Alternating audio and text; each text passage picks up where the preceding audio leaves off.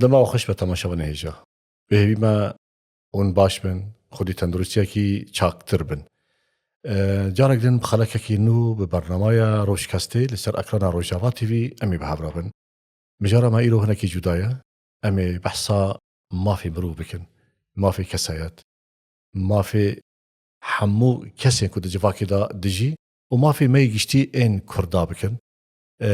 مجارا کی برفرايا امی دو آلیوی زاغونی دا د آلیوی بریار داینی دا د آلیوی نزیکاتی جه هفرا که امیچاوا کاربن هفرا بپشیرینن هفرا قبول بکن امی به هفرا جیانا کی هف بش جواکی کی خوشی به هفرا آوا بکن میوان ما هجا و دلال مامست محمد تو بخیراتی گلک سپاس خیر دار بی گلک سپاس دست بی که جبو دا مامست زکریا و هر وها سپاس جو کانالا روجاوا کو زیرو کرم بیوانه روشکاست گوم کاری بن هن درد و ایش و آزارن ویگله ها و دب آلیه یا سعیده و جیده گوم کاری بن بگهن بینره ام تحمود دریدا د آلی خای یا سعیده ام هاتن ظلماندن مامسته بله راسته ادویم کو د دم مانها قابلی دا دجین گلک درفت چی بون افجی بسایه کو دستکفتی کنال روجاوای کرسانه که بخونوان پکروانان آوابیه بنگاه کی خرج مرا چه کرنه بنگاه کی کراستی جی مروف کانه به سربلندی به رمت سری خوراک که بیجه از کردم از کردستانی ما از وی والاتی ما بری کم در باسی مجارا خی ای راستی جی بنگاهین ببن امینک بحثا کرد بجی ونده نوسینن گلک پرتوکی و بلاوونه شانوه حلبستن نویسن گوتارن لیب تایبت مامستا محمد رولا ویجه و چاند لسر جواکا کردی چیه یعنی رولا کی چاواد لیزه جبو که در باسی مافی یا سایه بن جبو که راستی جی ام دیرو که تماتن از الماندن بله مامستا مثلا ویجه و کلتوری کردی براستی ایرو اوه گوشتی ملت کرد زمان کردی بمین ساخت روجا ایرو جبر گو بگو من ملت به زمان به ملت کی تنبه افجی رولا بهتر سرکه ویجا و کلتوری کردی رولک سرکه لیستیا بمانا گلی کرد لبگریدای بخاک خواه به کساتی خواه تا روجا ایرو ام دکارن بیجن تشتی سرکه کو رولاوی لیستن ده ویجا و مابونا کردان ده ام دکارن بیجن سرکه گلک جاران هکت بیجن هلبست و سترانن کردی و فلکلوری کردی است کارم بیجم رولا سرکه ایرو ج برنامه وره رولا سرکه کو کرد هشتنه جیروکه جیروک چما جیروک جبرگو او جیروکه گو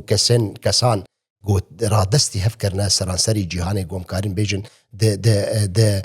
دمیجوان نوده جیروکه می کرده هنم جیروکه مموزین هر وها ممو عیشه و خجی و سیامند اف جیروکه هناکه و هر وها جیروکن گو دنابرا ایلن کرده ده دبون نابرا کرده و هر وها کسین داگیر کرن کردستانه چج آلین صفویه و تا حتی رجا ایرو کو صفوی و عثمانیه ده او هر دو امپراتوری سرکه گو دکرن او آزاری و نخوشی و اشکنجه سر کرده دکرن او چیروک رادستی هفدود کن او چیروک دبونه هلبست او هلبست دبونه ستران او نفشکی رادستی نفشکی دکر دهشت گو ملت کرد تا رجا ایرو ساغ ببینه زمانی وی ساغ ببینه جبر گو تما تته ایرو تواره جداره که کردی تواره بخوازه به تل چیروک وگره تل هلبست وگره تل دیروک وگره گوتکاری به جداره وینا که چیه هلبست بري هرتشتي جيروك وستران وأبنا دهلن وجداني قالي كرد صاغ ببا بالنتوا خواب ورقردان هشتي استارو جائروك وأمد بينن براستي ويجا وكلتوري كردي درولك سركه هشتي جملة كرد بالنتوا خواب ورقردان زاني بنفشكي درادستی نفشکی کریه گو او اشکنجا و زورداریه لکردا سرانسری میجوه دیروکا کم ده و دیروکا نو ده بسری کردا هاتیه. زانش بونا في مامستا محمد قال لك افي كاسي كخدي ازمون وقال لك شورش جهاني دا وجبو ما في كار كرنا خبات كرنا بيشكتن كرنا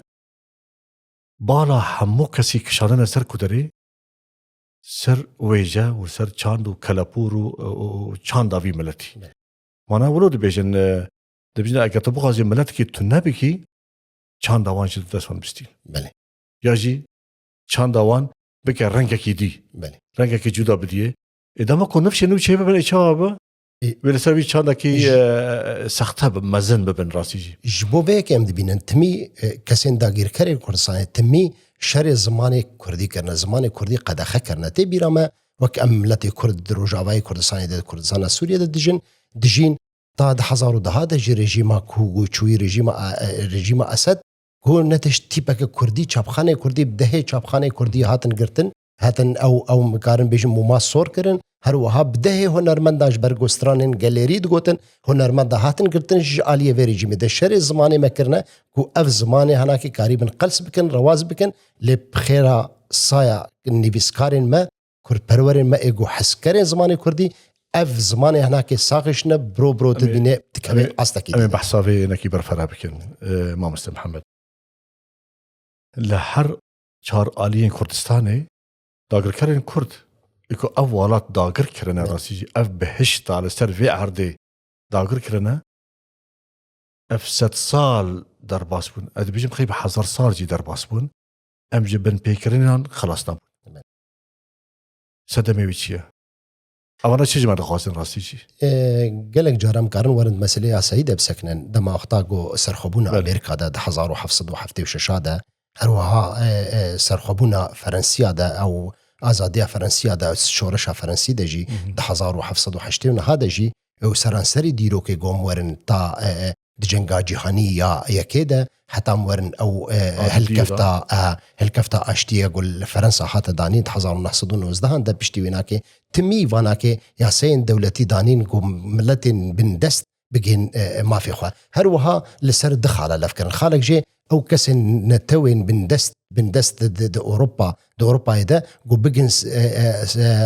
راست بگن ما فی خوا هر وهاجی روجلاتا ناوین او ملت های کود بن دست ده دکاری بن دریا انتداب ده وک ام دزانن ویا بریتانی ویا فرنسی وانا کی افتشتی گو بون ملت خصم بن دست خود گو دزانی بن هدی و ملت هنا کی او جی بگن ما فی خوا لین بخابن برجواندی دولتا ام دبینن بالسری خمجاره ما افهمکی وانا زاغون داني ياسا داني وبحثا دادمندية دكن دادي دكن بلي لجبو ملاتكي كو نيجيكي 6 مليون انسان تشما او يعني برشافي خناكر تختنا دي ام دكارن بيجي ده حتى ده عصبة الامم المتحدة ده جي تميم ما فين مروفان كسم بن دست خاص ام دكارن بيجي ملاتكي وكرد لسرخاكا خوي ديروكي دجي ام دكارن بيجن دیروکا کم ده وقت صوبارتیا ده هم روحاجی ده مرنشین کرداگو هاتنا آواکرن سرانسری جهانه هم دکارن بشن دیروکا کم ده لولی و صوبارتی و کاردوخی افناکی دل سرخاکا خود جین امپراتوریات مزن بون دکاری بون ملتکی کرد وانا که بن لی هم دکارن ده پشتی گوهرتنه گوچه بن ده دنیای ده جیانه ده تشتی گود بن ام دکارن بیش وکنها معنی زمان دیروکا بریان هذا 100 سالی گوچوی دجی 200 سالی یکون هذا جی پشتی ونا که دخستن ما فين مروان بدن ونا که ما عنی زمان يعني جنگا جهانی كده تا حتی جنگا جهانی دو دجی پریان دولتین عربی ام دزانن پشتی ونا که تا انها دولتن دركتن آزاد بون و سرخبون اخو نه نزی 5 سال تنه دولتن عربی که ما في خوا گهانه مافی خوا لبیده هم دکارن بیشن رگهانا جهانی یا مافی مروان ده علن عالمی الحقوق الانسان 1948 ده هن زاگون دانین گملت من دست کاریم بگوین مافی خوا لی مخابن تمی او دولة زلهيز او دولة خدي بريار او دولة جو دكاريبون تكلي وهبون دكاريبون باندورا واي راست الوان دولتان بكن جو كاريبون وي برياري بسكنين تمي ام دبيجن ايرو طاروجا ايروجي ام دبيجن الجمع مديت مجارة ماي مديت لفيدي الروجاواي كردستاني ملتي كرد ملتي وفادار ملتي امي درباسي امي درباسي بتايبات كرد امي درباسي ببني باشا اللي فيدري اونا ببوري متى قلت كرناكي اونا اقواس راسيجي اقواس سازي ودزكيه وقال لك ناف لكرنا سازيا بارسنا ما في مروان سازيا مروبين جشتي اجي هاني نتويك بوي وهربها وكيوان بحزارا بشي وان شيكلنا والدنيا يبرا بكرنا يعني جوالاتي ما بكر هي كنا باشكال افريقيا هي كنا داويه قاراتي دي ايكو جمادور ده اساس ده ادوجي بخيوان تاب بجبو برجواندي خد خبر برجواندي مخابن ايرو دماتي دانين وك مرو وك انسان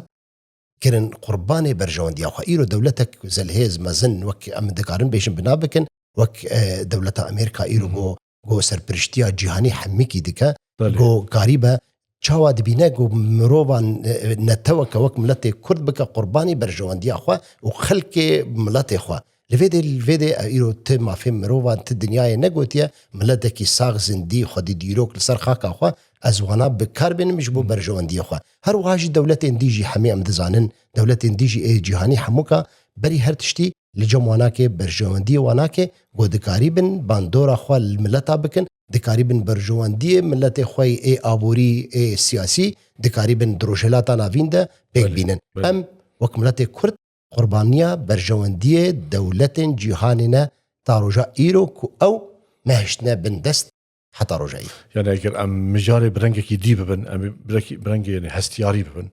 يجي برنگه که خدا اف انسان شکل سر بیارته هناك کرش بون هناك سپینه هناك زرن هناك صورن رنگ دانو وهر ملتك جوان زمانه كيوان هاي چانده كيوان هاي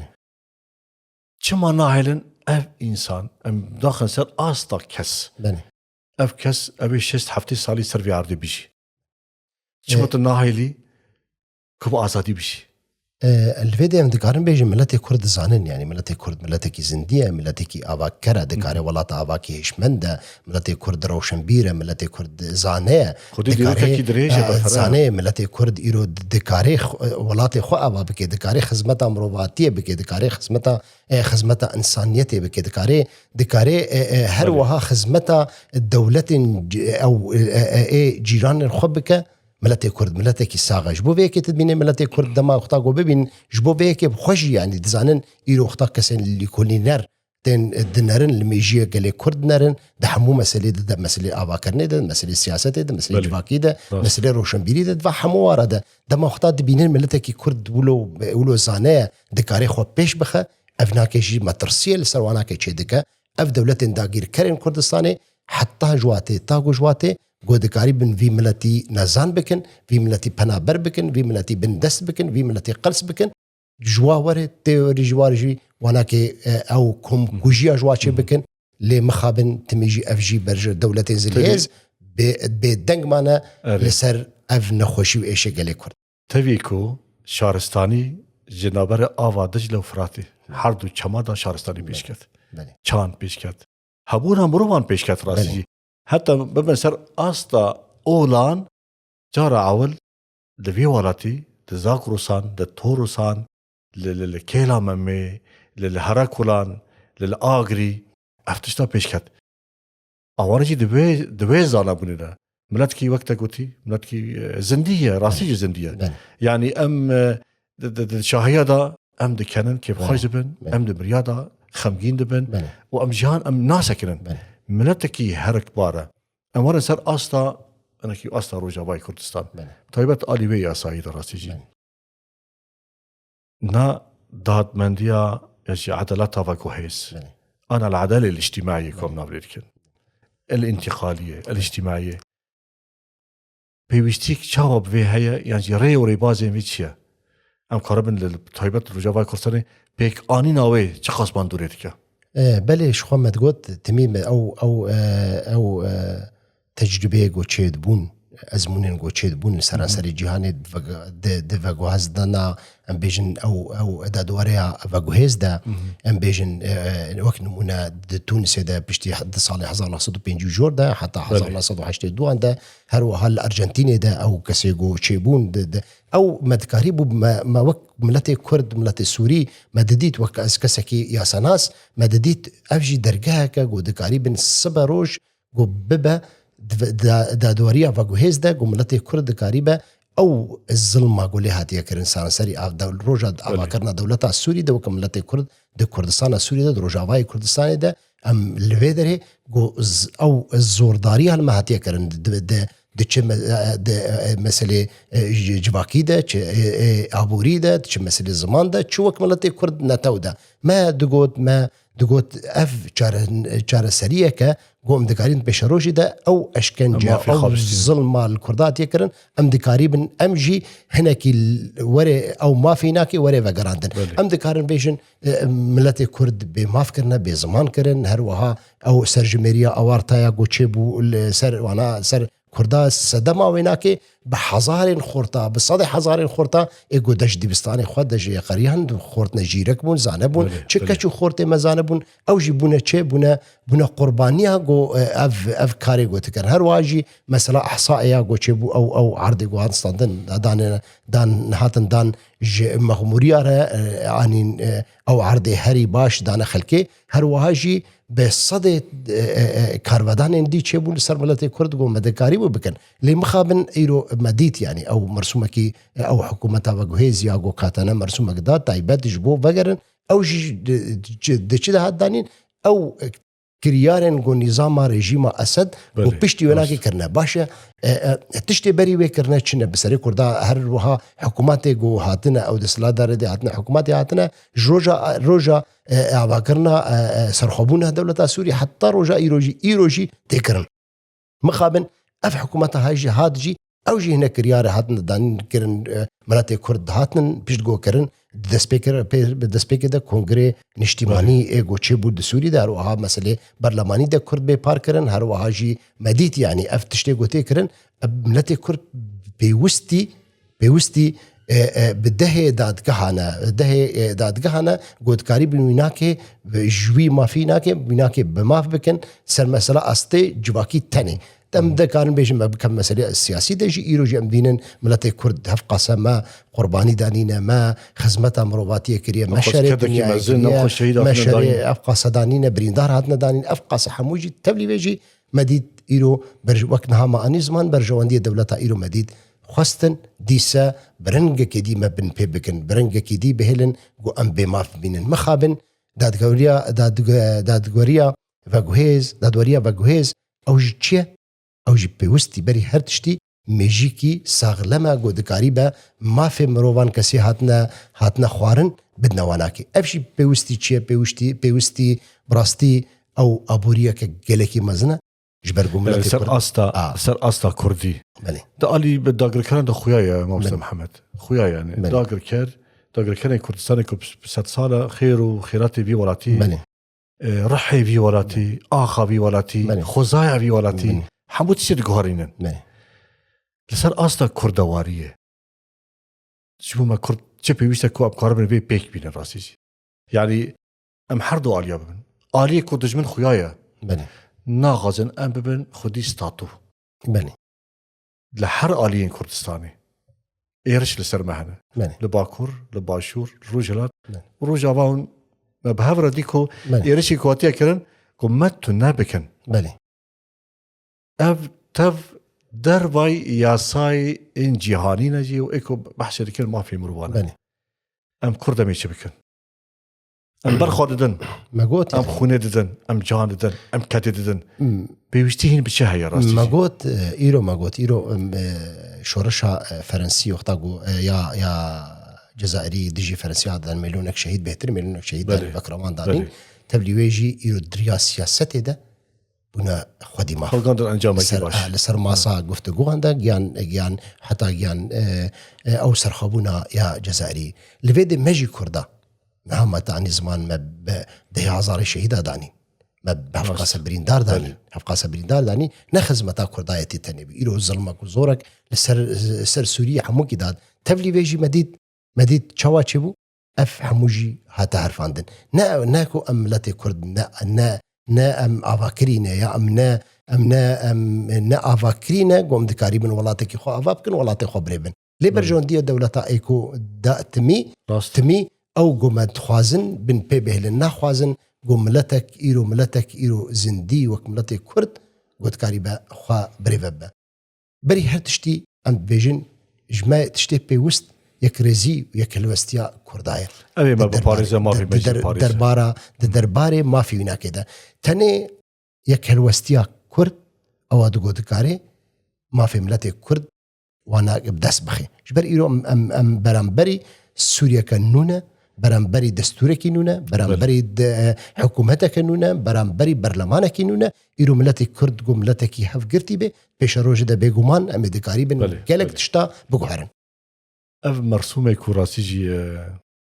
وضعوي كودرسينك ويكو أن رويا كيسبية وشخا حمو دسلا دارين كوهاتنا دبيجين كرد بشكي بنجاهين جوي ولاتيا ترك جيلي بيجن بشكي بنجاهين جوي ولاتيا فارس جيلي بيجن عرب جيلي بيجن وش خوا مرسومي داوي اي 16 و وقت مرسومه كي سركتيا دمكي لسوريا درخستن تو في شوادن الخيني ما قلت يعني اريني ليدنرن لملتي كرد وك ملتكي لسر خاكا خوا ايرو دبيلي ورنرين ملتكي كرد الجغرافيا كردي ايرو جغرافيا كردي ايرو هي كرد لسر خاكا خوانا لفيدرين زماني وناكي هي ديجديرو كده لسر خاكا خوانا دبي في مسألة سي في كسي ورنرين ملتي كرد باشا ام باشا كنج ملتي سوري قشتي او جي تشي بصدما تشي بصدما او بيلان دولتان اي هريمي جي دولتي جي بقود برجواندي وناكي قوم كرد كرنا تشار باشا ايرو او هزامتنه قوم قريبا خو بكن بارچك يا هزامتنه مخو ابا بكن للتبلي بيجي ام دزانن يرو مدزانن ما اريكريا ما قبول كريا ام سوريا ربيجي للسوري جي برا او جبك ام نرن حكومتها بيجي ما بنرن وك ملتك وك نتوك يرو ملتك كتب او خبره ببن او خبره ببن مرسوم يرو جداهي نقبا مرسوم ده يرو بيجن مرسوم جدايه وهروها دستور جدايه ملتي بي كرد ام دخوازن بري هر تشتي ما في ميدا دستورة سوري ده وري أريكرن ياد توا إيرو أب مرسومي هناكي هاتيه داني مرسومة كي اللي من نهرن مرسومة كي روشنبيرية أو مرسومة آلية روشنبيرية آلية زماني كردي دجي زمان دجي أم بيجن آلية ناس نامي دجي أو جي حاجتي بيوستي هن جوهرتناي أو جوهرتناي هناكي جي قوم تقريبا ورن سراست كرن بحاجتي ويناكي بيوستي ويناكي دفاع أف حكومتها هناكي ورب ملتي كردرة رونا ده مسألة روشنبيري ده مسألة ثقافي ده زماني ده هر واحد ما في مي ملتي كرد نما فكي روشنبيري تاني ما في ملتي كرد ما في سياسية وأمجي وقت سوريا حموكا أم بريفا بن دستور إيروتي أف سروكي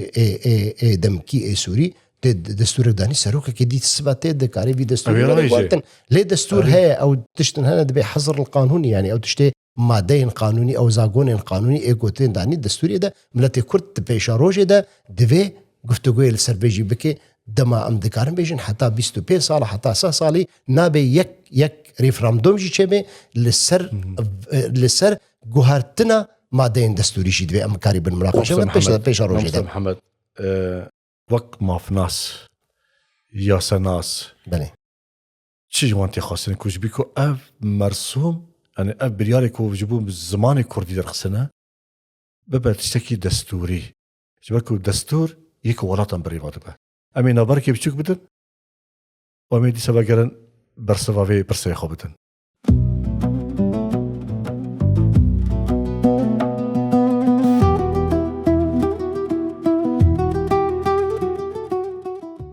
طبعا شابنا يجا وكو هر جارم دبرنما خداتين البيراوة الجماعة كومنت هنا يعني آلي تعليقات هذا ومكارن درني خابيجن بيشنياري خابيجن رخني خابيجن وتشتكم ما تمام ذكريا وان كان ده كومنت دا تمام بكن ام بهبره مازن بن ام سوده جواب بگرن هون يجي سوده جواب بگرن ام جارك ده بگرن جم مافناس يا اخوا مامست محمد جارك ده بخيرات قالك سباس مامست مامست محمد اگر اف زمان نبا زمانكي دبي زمانكي نتوي او دبي لغه وطنيه انا ولو دخلنا شو حمو زمانات من باشا زمانك نتوي امجي دبيجن زمانك ما زمانه نتويه ايكو بزمان خانزانه به نتوي خو زحيفه يجي طيبت مندي نتوي جمتنا يجي ولد باريزيه اگر اف زمان نكف دستور يجي نبا زمانك فرمي اي ولاتي امي بساعات تاني تشبكن اف زمان تي باراستن بله سبارتي برسامه يعني د مساله دستوري د بيشروج د كان تشبكن د زماني د مساله دستوري د بري هتشتي او ايرو تفكيرك السياسي كردي هي او ملتي كرد بريفا دبا نكارن كسي تبي كسي اساناجي نكارن بدن بيشا تفكير سياسي ايرو تفكير سياسي بيوستي كوميتا ياسي افا بكنش كسن اكاديمي قد كسم بسبور بن دواره ياسي جهاني ده قد قريبا رولا خوي سركه بليزن ام بيوستي هر واجي ام بيوستي كسن حتى كسن بسبور بزمان عربي جبرغم ام برامبري شنو د السبروجي د برامبري او دبيجن تي قلت المصطلحات قانوني تيبكي عربي وناكي دكاره او حميكي وري غارتن هر واجي ام بيوستي او مادين قانوني ايكوتي دانين ام بيوستي قلت تفسير او شرو فكرنك باش وري دانين وري نفسادن جبر هرتش جدابيش بو سبا روجي ده نبي وكاسي ديغو ام ورنا خاباندن فيرنغاناكي ايرو بيجن تي خوستن بري هرتشتي ملتي كرت افغرا سياسي او كوميتاكي اوا بك قد قريبه گفتگوی بك د مسئله اف مرسومه بله وك يا سناس اف بارنا كيف اسر ملي وجي بله ام يعني اوقس باريزري ما يكردن او بخا حولدان هنا حول ددن للدريا دخن دبيكو حمود دريا ونليدن دبيكو دري بشوافه من او حولدان هي كو تشتكو سا او يجي خاطس بيبكن او اوجي دبي علي تفكيري كردي داجي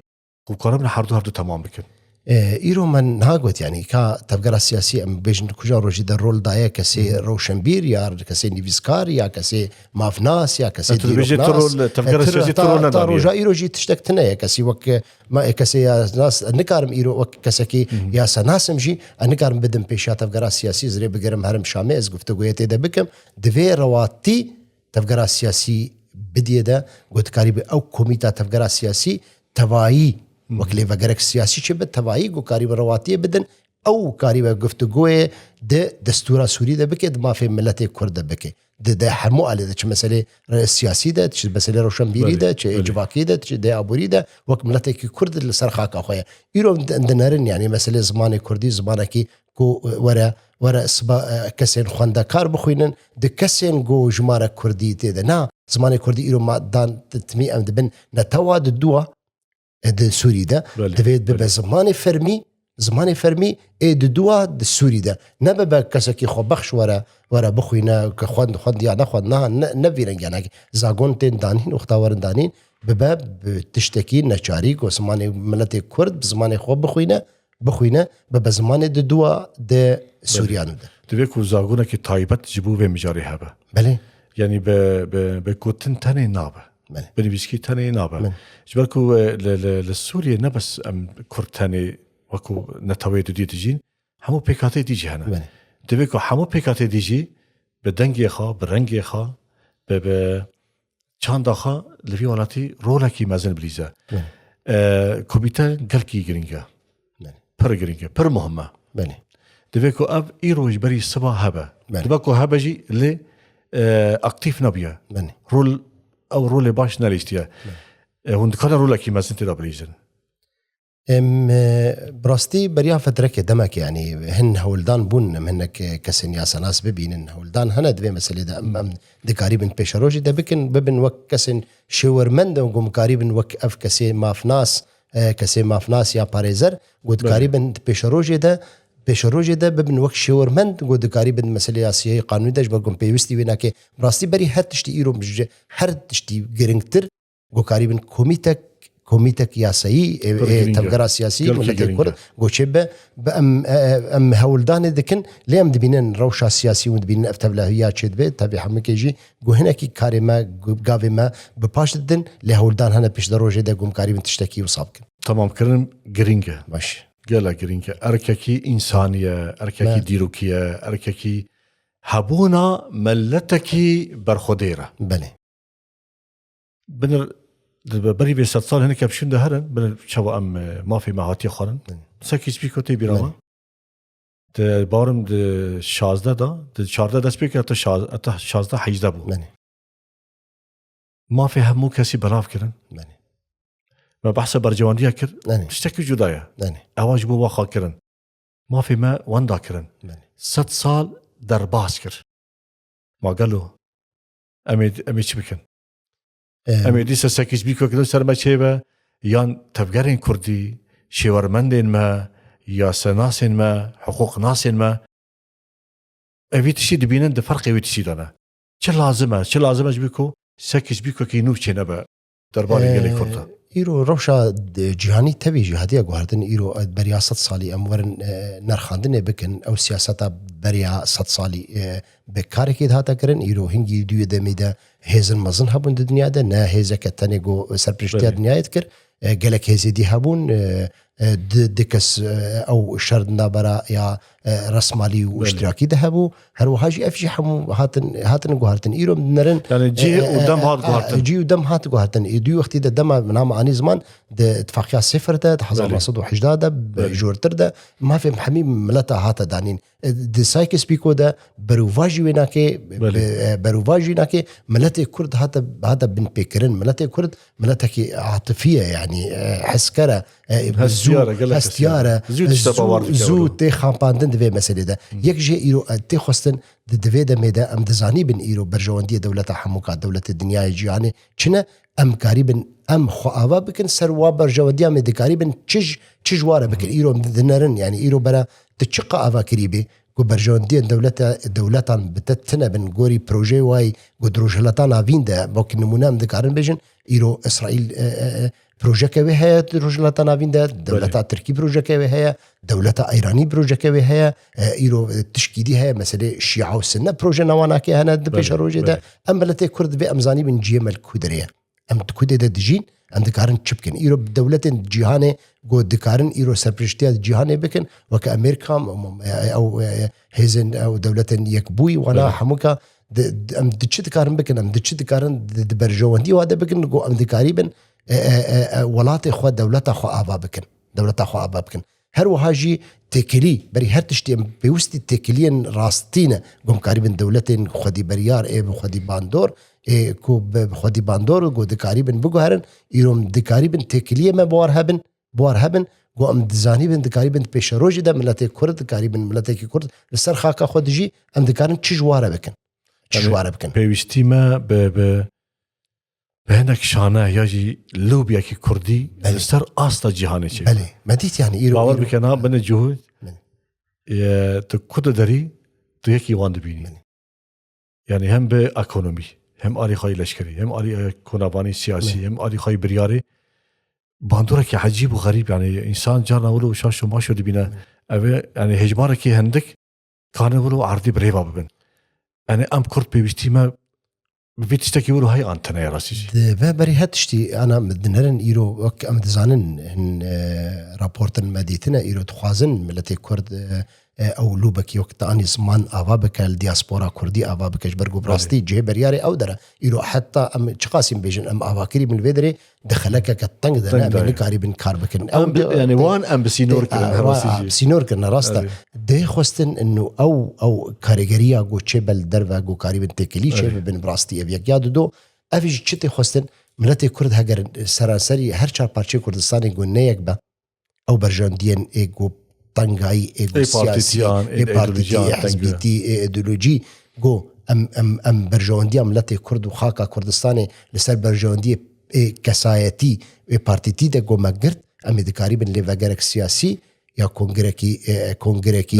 نەتەوی کوردی ئەمکاری بن ئاوا بکەن ئەو خودیە بەریارێ بێ ئەو کۆنگرێ نەتەوی بسەر بنگەهەکی ڕاستەقینە گۆ بەرژەوەندیە گەلێ کورد سەر هەمووی بەرژەوەندی پارتیتی دەکاری بە بگرە هەنگی مێدکاری بن هەر تشتی دەستخۆ بکەن ئیرۆ ملەتێک گۆخوا ئاواکری ملەتێکی کەسێکی وەکە ئەم بێژن بریتانیا فەرەنسا ئەمریکا ملەتێکی قەرسرە ملەتێکی نەیەک بووی تجاری تێکلیا پێرەگرێنادێ ئەو ئەم ما بخوا بەگەلک محاضرات سەروی ئەساسی دانە ئەو اتفاقیاتی دووەلی ئەم بێژن تێکلی دەوڵەتی دەوڵەتێک قەوین خودی باندۆر بە کەسێکی بەهێزرە تجاری ئەو بەرژەوەندی خۆ پێوەگرێدا دوێ ئەم یەک بن کەنگێم بوونیەک وەک ملەتێکی ئەو هێزامەی سەرەکە یەکبوونامەیە یەکبوونامەیە نەیەک بوونا ئەم بێژن هێزامەی ئەم پێویستی هێزێک چەکدارینە ئەم پێویستی هێزێک ئەو ملەتێک کورد یەک قوت بە یەک هەلوەست بە یەک دەنگ بە یەک ڕنگ بە ئەم پێویستی منە وێ دەمێ وێ بەرژەوەندی دەوڵەتاژی کەسێن خودی بەریار وێ ملەتێک کورد بگەرن وێ بگەرن وێ تکاری بنواناکێژیت پێشە ڕۆژێدا هەن مافێواناکێ دەست بخ خۆسەدەمی هەری بەنگەهین ڕاستیجی لە هەموو دەڤەرێن کوردستانی ئێرشێک و سەرمەتەکەن یەکشی سەدەم ئەبە تەماکو گوتنی یەک بە نرین یەک بە پێشنیار یەک بە ئارمانج یەک بە ڕەحەکی نەتەوایی لە پێش بە وی دەمێ ڕاستیجی دژمن ئەوێ گەلک حەساوان بکە گەلک خوا ئەv ئێرشێک و داوی هاتیە ئەمە بکارن معنویجی بنرخێنن ئەv ئێرشێک و داوی لەسەر ڕۆژاوا کردنە یەکشی بێ تشتیوا گرێدایی بوو یعنی گیشتن خانێکێکۆ ئەم ملەت زانا بیە پێشکەتیە خادگینن هەبدوو ji bo vê welatî hemû yek deste çikirin yani mirov vê êrişê ku dawî ser hatî kirin mirov çawa kune binirxîne di derbarê yasa da derbarê yani zagunên ku hey مدید ئیرۆ ئێرشی گۆ هاتن کردن پشتی بناکە ئەو بەرێز مەزلوم عەبدێ و هەروەها ئەمریکی شاندەرێ ئەمریکی بەرزی ئەمریکی ئێکۆ پێویستی گرێدای لە ترکیا تۆمبارک لە هەرێما کوردستانی جەم بەرز سەرۆک مەسعود بەرزانی کو مەدید لێ دەرێ ئەو ڕێکەفتا گۆ هات دانین ملەت کورد بەگەرن سینۆرەکی واناکی هات دانین مەدید ئەو خیانەتا گۆ بە کووردا هاتەکردن مەدید ئەو کوشتن و بەکڕەوانێ گۆ هاتە دانین تا ڕۆژە ئیرۆژی هەنە کە دیلên me Kurda destê vêrîcê me de vê nizamê de hene ta îrojî me danî lê tişta sereke got me dît îro tişta bandor kirin miletê me Kurd saranserî Kurdistanê her çaparçî Kurdistanê li Bakur û Başûr Rojhilat û Rojava miletê Kurd bi yek helwest bi yek dengî bi yek nerînî daqetin kolanan doza parastina Kurd û mafê Kurda kirin مدید تشتی گود بو هر واجی تشتی گو سرکه ایرو مدید دیاسپورا ملت می کرد پنا برای گودیتن براستی رو لکه گلکی مازندستان جارا یکمین موسى محمد دیروکا گلی کردا گو کردستانی ولا دربی کردستانی او راحکی ولو خش راحکی گش یک دنگ ولو خابت ميداني 10,000 نمونه جارا مدكان بيجن جارا دوايا 10,000 دجي بلكي 10,000 تبيرات دي سملت مي كرد الحمود فرا دركات وانا لملت مي بنابر دياسبورا يقاست تنبون وهر واجي المساله راغاندنه ده او سوشيال ميديا نقاس نبلا بيبون دمان وشارتي او چالاكيه گود كرن كاري گود كرن دمان وشارتي لايرو روج تشتيغون بينن يعني او المساله راغاندنه ده سوشيال ميديا ده ملت مي كرد براستی تشتکی گلکی مازن کردن ایرو او خپشندانی گوچه بون او برخدانا گوچه بو هر واجی هرما کردستانی او کاری گو کرن تکلیه خودریات تکلیه خود گو کرن هر واجی لودره کردا گو دیک هلوستی ده و دیک دنگی بیکرنگی گو کرن تشتی گو کرن دکاری بون بندور خو تاثیر خو لبریار دولتی جی بکن گو کاری بن پاراستنا کردا ورن کرن راستی تشتکی ام دکارن بیجن تشتکی گلکی مازن بو دوا کرد جوی دست پی بکن کاری بن یک بونا خبر دوام بکن یک الوستی خبر دوام بکن جبر گوته وقت ملت کرد ده دفاعت برخواد نکی کس دفاعت تجاری بته درکه دبت تو خو و ما فی خو بپارزی گو تکاری به بکه کس وی نکاری به بکه درکت ملت کرد و پاراستنا خو کر دوا خو پیشندانی واده دوا سکنی واده دزانبون واده دکاریبون او باندورا خو لرايا دولتي بكن جو كاري بملتي كرد بباريس انت رجع ايرو راستيجي همجي باكوري كردستاني همجي روجلات همجي باشور همجي روجافا همجي دروا بله بن خلكه كي تشوا بهفر عفاك بله دماكو هيزا قل هيزا ريخستنان هيزا بارتيان ببيك بله تكستكر الهمري بسكنه بله يعني نام كان بيجن كرد يعني او هيزا خو هيا ابروشا كوتي دا بغورينا بيشتكو ما في وان دا الي يا سايدا دا برلمانت دا دستور دا همو داري دا بيت چسباندن بيت تثبيت كرن يعني او هيزا كردي هيا كود بيشاروجي دا رولكي مزن بليزا دروجلاتا نافينتا مخابن از خب كشمير بني انا از تبلي ناب از نگش بين ملت تبقى سياسي كردي جيل فدري براستي دوي اصلي بيرو زانه لما قلت مساله ايديولوجي ومساله سياسي وبارتيتي وانا كتمي بندور اخوا ليدكن لوادكن ما ديت كونفرانس ماي 26 نيسان شبو 2025 شبو ياك الوستي وكريزيا كرد لي تبلي شاندك چيبو تبلي ناگيجي او نرين شاندك كردي چيبو شاندك هبش چيبو تبقى سياسي شكسي جي چالاگوانا شكسي روشنبيرا جي پاريزوانا جي كسي كساتين سربخوا همو كسته حاضر بو شاندك چيبو لي رينا حتى دانوي شاندي سبب صدم چنه ام گلك زانن وبينر ماجي زانن وخلكي گهدار جيتكن تفد زانن صدم هناك چنه چبون سبب چبون نشامه نه شامير داويناكي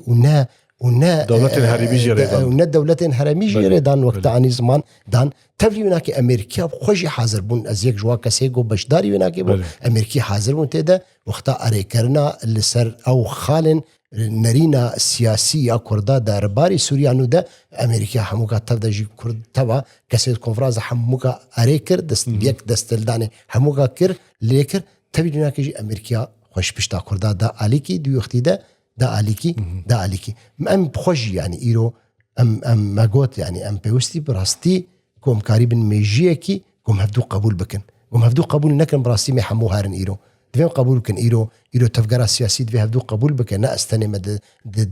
د قاعده ده ايرو بيج قالك جارات بيجن يعني دستكي تاني شبكه نادي يا اكو بيجن ام بيجن كسكي تاني نكاري بك هرو نهاجي ما قلت ايرو تنيك بي كست او تكليا بترقنا ده هرو هاجي برجون دي وخي بيش روجه ده بالسرت سرملتا افاناكي دبيت يك الوست بي حتى تكاري بك تفكر السياسي يرو حتى روجا يروجي براستي بيوستي اللي فقرك سياسي